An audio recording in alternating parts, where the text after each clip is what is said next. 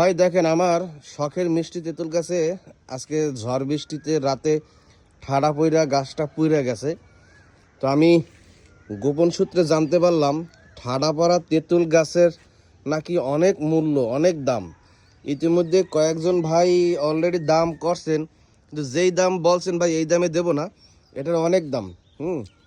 তো এই সাইডে ঠাড়া পড়ছে, আর এক সাইডে পড়ে নাই। এই সাইডে হালকা পাতলা পড়ছে, এই সাইডে পাতাগুলো একটি তাজা আছে। আমি একটু ভালো করে দেখাই। যারা কিনবেন আমার সঙ্গে খুব দ্রুত যোগাযোগ করবেন।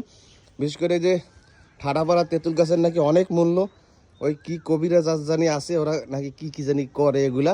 ঠিক আছে, দেখেন 100% ঠাড়াপাড়া তেঁতুল গাছ এবং কি মিষ্টি তেঁতুল গাছ, যার মূল্য বাজার দর অনেক অনেক অনেক। তো যারা কিনবেন খুব দ্রুত আমার সঙ্গে যোগাযোগ করবেন।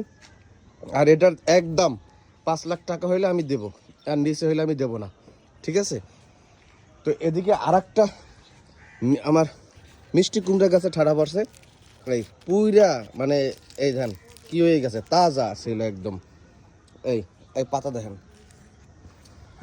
দেখছেন অবস্থাটা। তো এটার হয়তো মূল্য নাই, এইটা ফিরিয়ে দেবো আর কি। এই মিষ্টি কুমড়া গাছে যে ঠাড়া পড়ছে এইটা ফিরিয়ে দেবো যদি কেউ আমার এই মিষ্টি তেঁতুল গাছটা কেনেন। তবে এটার দাম নির্ধারণ করা হয়েছে মাত্র 5 লক্ষ টাকা। 5 লক্ষ টাকা যারা দিবেন তারাই যোগাযোগ করবেন। অযথা ভাই কেউ মেসেঞ্জারে বিরক্ত করবেন না, ঠিক আছে। আর গাছটা অনেক বড় সড়ো আছে, অনেক টুকরা টুকরো হবে, অনেক টুকরা টুকরো হবে। তো যারা নিতে চান খুব দ্রুত যোগাযোগ করবেন।